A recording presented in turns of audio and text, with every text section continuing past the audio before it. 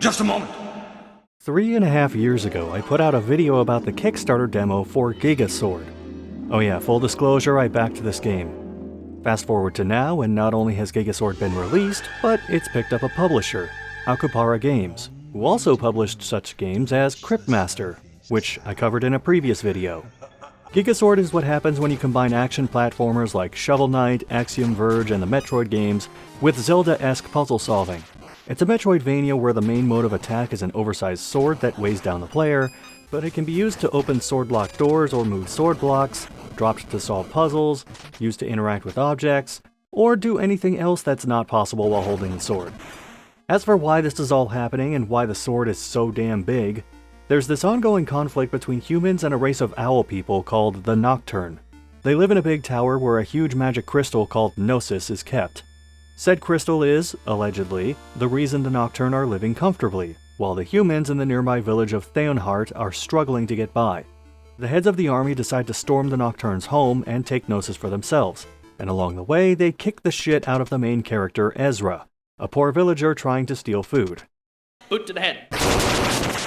And they kill several of the Nocturne, including one named Omari, who befriended Ezra and was planning to take him to live among the Nocturne the day before the invasion happened. Yes, we have that day before retirement energy with this relationship.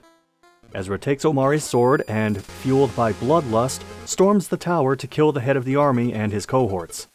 And save the world from falling into chaos, but mostly the revenge thing. Although the crystal has caused many of those people to transform into a variety of horrific monstrosities because, surprise, Gnosis is closer to the Ark of the Covenant than a panacea. If it seems like it took a long time for me to just say the backstory, in-game this took about 20 minutes without mashing through dialogue. There are a couple points where you gain control of Ezra, basically a subtle tutorial for in-game movement, but even so, this does drag before getting to the meat of the game. When it does get there though, it hits the ground running. Ezra's tight controls and the game's physics make navigation and attacking simple and intuitive, particularly since enemies only deal damage when they're attacking, no tag-your-it style damage here. There's even a bit of finesse with the mid-air downward stab effectively acting as a slight double jump. That's not to say this game is easy though. Ezra doesn't start with much health, and while there are refills at save points and health drops from enemies, the save points are fairly spread out, and the health drops, which only heal one block, don't drop particularly often. The good news is there are ways to extend the health bar, either by defeating bosses or finding items that can be turned in at a save point for extra health, or given to a rabbit because they can do that? I suppose that is better than just getting murdered by them. Either way, these are typically hidden behind breakable walls, and one thing I do mention over and over is that I like when games reward exploration in some meaningful way. The trade-off to this is that some spots aren't immediately accessible, meaning having to backtrack to them later.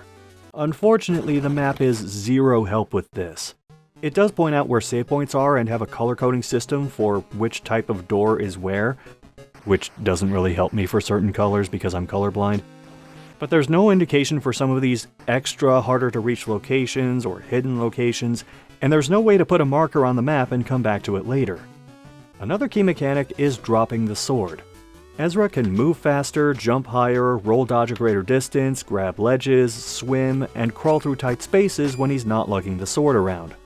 This plays a major role in the many puzzles in the game, often requiring using the sword to weigh down switches, or lodging it in a movable platform, or putting it in a sword elevator and climbing up or down to wherever it stops. Later areas even ask you to drop the sword and navigate through several rooms unarmed to open a new path and regain your weapon. Rarely did I feel like I was solving the same puzzle over and over to progress. If I did, I would have stopped playing this a while ago. The same goes for enemy variety. There are instances of similar enemies showing up again and thinking, oh, that's the thing I fought before, except the attack is very slightly different and it's a different color and has horns this time.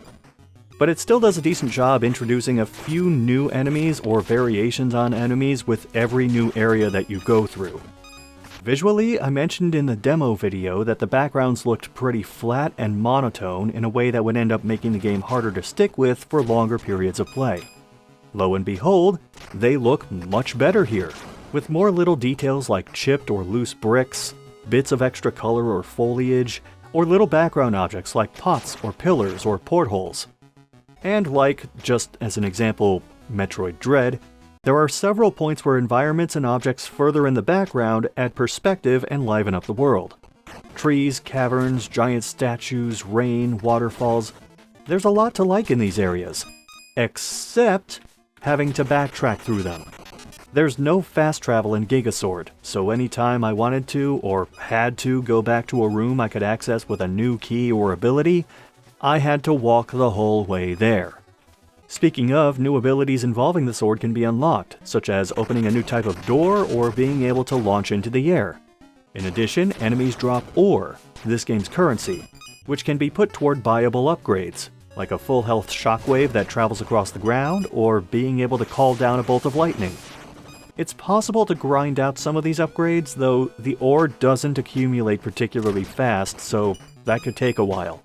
When you do have some of them though, it can make some of the boss fights absurdly easy.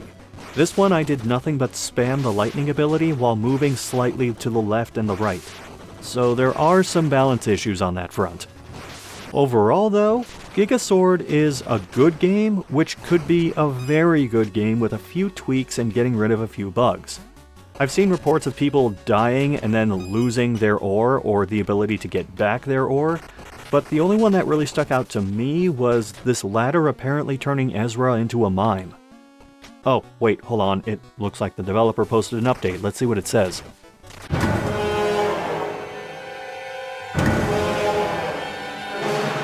Mother of God.